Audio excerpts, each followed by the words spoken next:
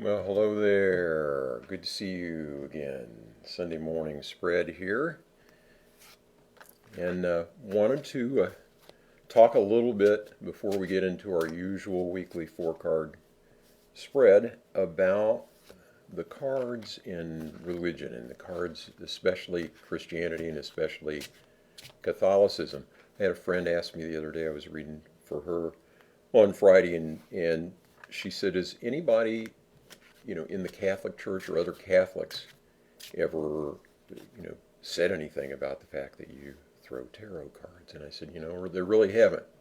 But it was something that I kind of, I'm not going to say struggled with, but gave a lot of thought to early on when I first started messing with the cards. And I actually had written a blog post about it at the time and ran across some other resources then after that as well. But I looked at the Catechism of the Catholic Church, and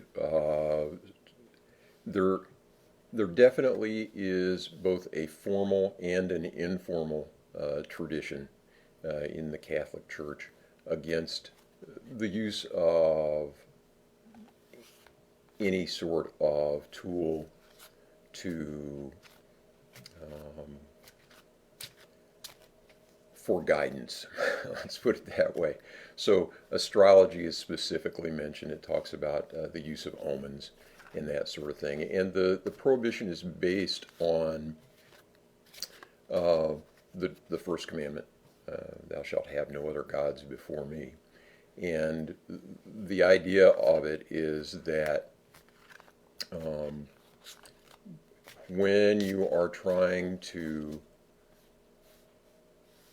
figure out what's going on in the future, that you're seeking control over history and other people and that kind of stuff, and that you are placing your trust in something other than God. So this would be at least the argument that Catholics make, um, or that the Catholic Church makes. Well, that's not the way I use the cards.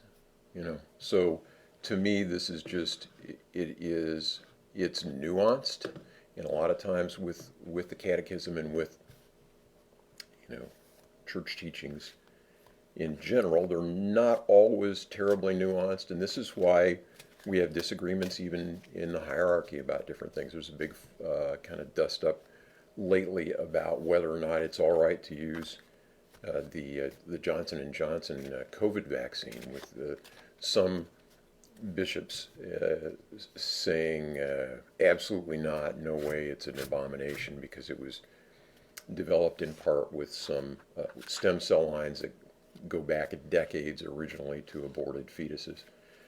Um, and others saying, look, there's no moral um, harm in receiving that vaccine. So even on something kind of as fundamental as that, there are these disagreements throughout the church.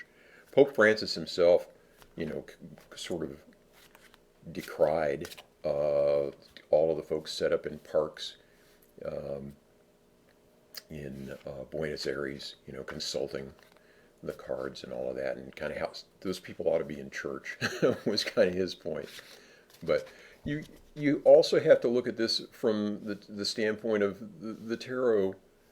If you look at the Tarot de Marseille, the original kind of popular tarot deck, uh, it is steeped in Catholic tradition and Catholic teaching and Catholic notions and Catholic worldview.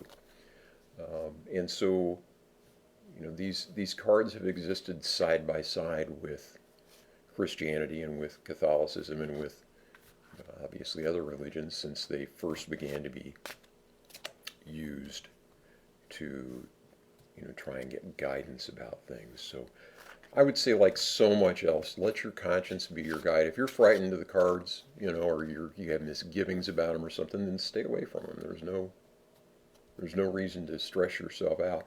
When I was a kid growing up in an evangelical Christian church, there was huge emphasis on don't play with Ouija boards, etc., because you're going to somehow summon up demons, and they're tricky. They'll start out, it's just an amusement, and then all of a sudden they'll have you. And I just think of that as kind of superstitious bunk, to be honest. But again, if things like this frighten you, there's no sense in even exploring them, because you're not going to really get any benefit from them under those circumstances anyway. But I have a clear conscience. So if you'd like to leave or like to read the blog post, I'll leave a link here in the video at some point. Let me see if I can actually do that now while we're live, so I don't forget it. It would be nice if I had my keyboard in front of me. Let's see here. I always move this because it rattles around when I'm throwing cards. Okay. We just drop this in. I'm having to keep clicking away from things. Well, it's not. Oh, here we go. Yeah, maybe not. Yep. Okay, thank you for your patience with that. Let's flip on over to the table here. And so if you want to read that post, I'd love your feedback. I haven't spoken with my friends who are priests about this issue, and probably should. That would be interesting to get their perspective on it. And I'd welcome your questions as well, or your comments, whether you read that post or not. Love to hear what you're thinking. Okay. We will do our usual 4-card draw here. 1 card for the physical material realm, 1 for the emotional spiritual, emotional social. More coffee, please. 1 for mental and 1 for spiritual. And I'm going to take just a moment to get my mind quiet before we cut these cards.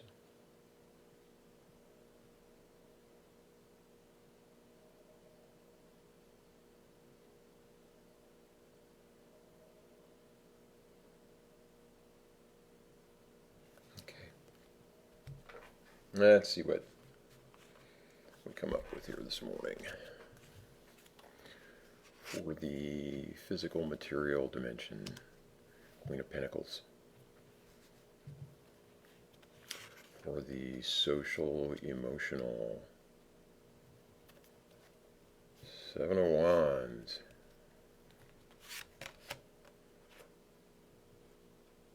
Mental. 4 of Pentacles. That card has just been coming up over and over for me lately. It's come up in daily draws a couple days this week. And the spiritual, we have the 7 of Pentacles. Okay, so 3 Pentacles, 1 Wand, Wands, couple of 7s. No majors in this spread, which is interesting. Okay.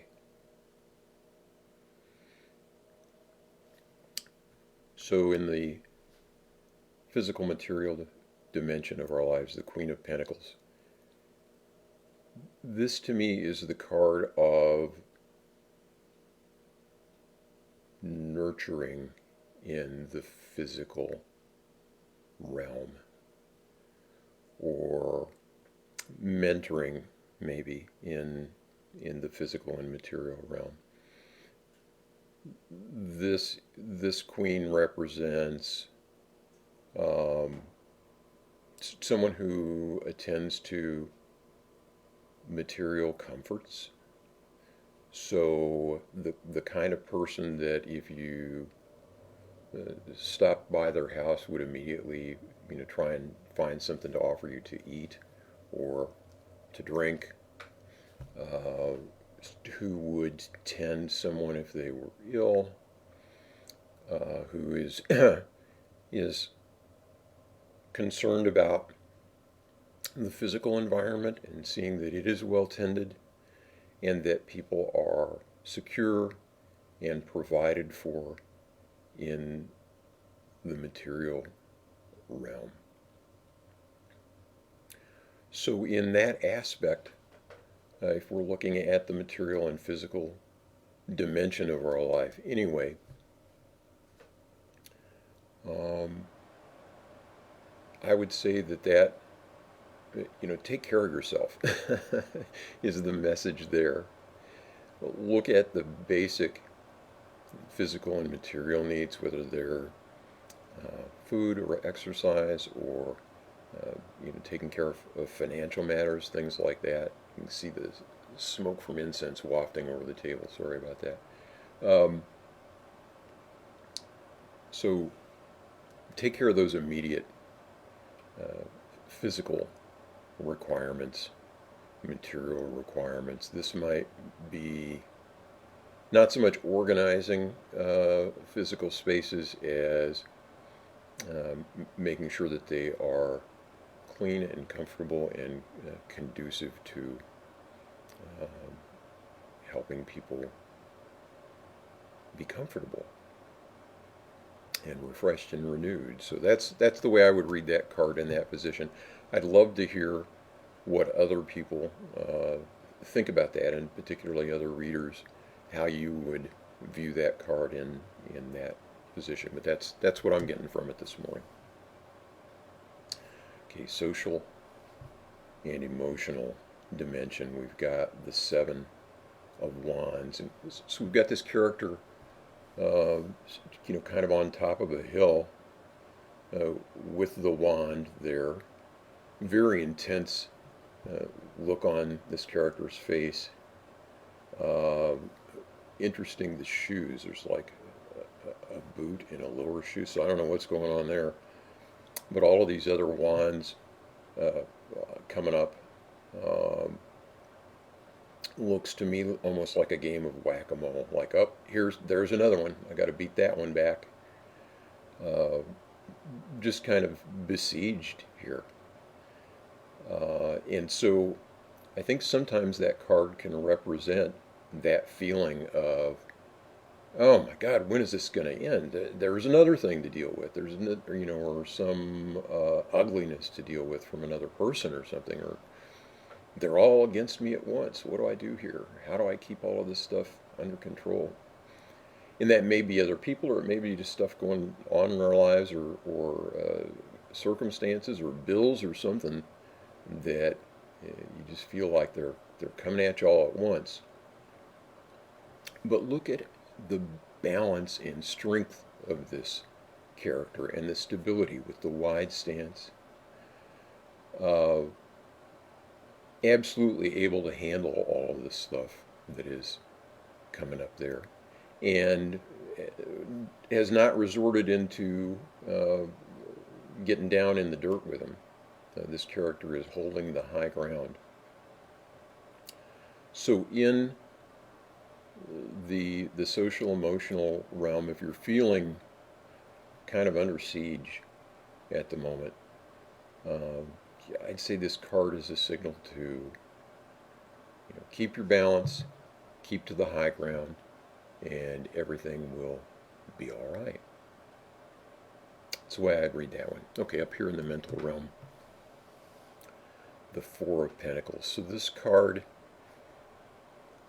I think I've said before, probably in one of these live videos, this card to me represents uh, hanging on to what we've got, uh, hanging on to good traditions, uh, being grateful for the good things in our lives, being grateful for our background and our traditions. It can, I think, also sometimes tend toward, miserliness, kind of trying to hold on too tight, particularly in reverse. And I don't tend to read reversals with the cards, but if this card were reversed, I would say that's definitely, sort of what it means is you're gripping too tightly to things kind of with knee-jerk conservatism that aren't serving you well. Maybe look at some of those traditions. But upright like this, And in the realm of the mental dimension, I would say that that would mean, you know, hang on to the beautiful traditions in your life and maybe revisit some of those. If there are things that you uh, have sort of lost track of or maybe rejected over the years, in terms of things that you were taught or societal traditions or norms or your religious traditions or norms or whatever, maybe touch base with those again. Maybe do some studying and reading in a formal way about some of those things, but just kind of a return to tradition and to the force can also be stability. And again, Pentacles, the suit of the physical and material. So that could be anything that lends stability to your, material life, your physical life. But I would say tradition is what that stands for in this position of the mental dimension, and that we should maybe take some time to revisit. Now, like I say, this card's come up for me several times recently, including this morning in my daily draws, and so that's definitely something that I'll be doing is kind of revisiting some of those traditions. And for me, that's probably going to be, Catholic traditions, since I am a faithful Roman Catholic. So we'll be looking at that in the mental realm, actually studying some things, reading some things this week. Okay, in the spiritual realm, we have the Seven of Pentacles. And I think of that card as a momentary pause in labors. We've got this gardener, farmer, cultivator of some sort here, taking a moment to lean on the hoe or the spade and sort of looking wistfully at the pentacles that are growing there. Look, you could say maybe that's setting fruit, that plant. So pausing from labors, it's a good card for the Sabbath for people who observe that. Taking stock, just kind of considering how the fruits of our labors eventually turn up. And so this to me also means that we should be, it's not quite harvest time here in this image, I don't think. We should be appreciative of the things that are coming to us in our spiritual lives, but we shouldn't be impatient for them. You plant things day after day after day after day, and slowly but inevitably they come to fruition. So I think this card is also about patience. And so if you have been, a lot of times when people, especially when we first get kind of active with spiritual matters and start, really thinking about the meaning of life and that sort of thing, we get impatient. We want results. There's the old joke about God give me patience and I want it right now. But I think that's the way a lot of us approach things. We want to flip a switch. We want a mantra or a prayer or a practice or something that we can jump into and do for a few days, and all of a sudden everything in our life gets better. And I don't think that's always, I don't think it's often the case even. I think that it is rare when that happens. And so we need to just do the work day after day after day and be patient until the rewards come. So that is the way I would read these cards this morning.